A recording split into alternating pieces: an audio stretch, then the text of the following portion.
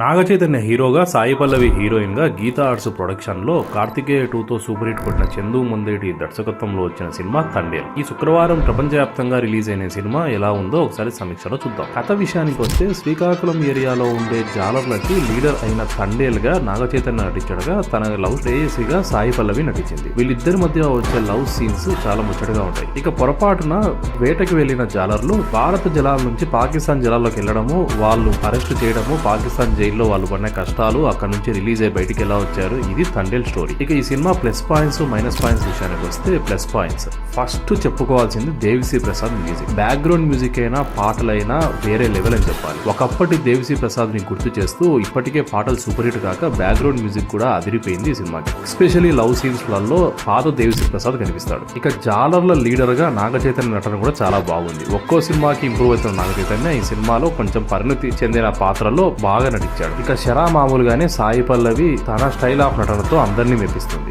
ఇక స్వతహాగా మంచి డాన్సర్ అయిన సాయి పల్లవి నమో నమ శివాయ పాటలో తన డాన్స్ తో బాగా అలరించింది. ఇక సినిమాటోగ్రఫీ కూడా చాలా బాగుంది ఈ సినిమాకి. ఇవన్నీ ప్లస్లు కాక మైనస్ల విషయానికి వస్తే కొంతవరకు స్క్రీన్ ప్లే లో లోపం ఉంది. పాకిస్తాన్ ఎపిసోడ్స్ ఇంకా బాగా తీసిండొచ్చు అని అనిపించింది. మెయిన్ గా ఎమోషన్ కనెక్ట్ కావాల్సిన చోట డైరెక్టర్ ఎక్కడో తప్పు దోవపట్టినట్లు అనిపించింది. First half last 30 minutes, second half pre climax scenes వేరే లెవెల్లో ఉండగా మిగతా సీన్స్ డల్ అయ్యాయి. ఇక ఓవరాల్ గా మంచి లవ్ స్టోరీకి భారతీయతను కనెక్ట్ చేస్తూ దర్శకుడు చేసిన అటెంప్ట్ అయితే మెచ్చుకోవాల్సింది. అందుకే ఈ సినిమాకి మా రేటింగ్ వచ్చేసి 3.5/5. పాటలు మ్యూజిక్ ఈ సినిమాని సగం హిట్ చేయగా నాగ చైతన్య సాయి పల్లవి యాక్టింగ్ కూడా ప్రేక్షకులని మంచి ఫీల్ కలిగిస్తుంది. ఎస్పెషల్లీ లవ్ సీన్స్ లలో ఇద్దరు పేరు లవ్ స్టోరీ తర్వాత మరోసారి చాలా బాగా నటించారు. ఓవరాల్ గా అయితే ఈ సినిమా థియేటర్ లో చూసి ఎంజాయ్ చేయగలిగే సినిమాని. అండ్ ఎస్పెషల్లీ ఈ అటెంప్ట్ కి డైరెక్టర్ ని మనం మెచ్చుకోవాలి.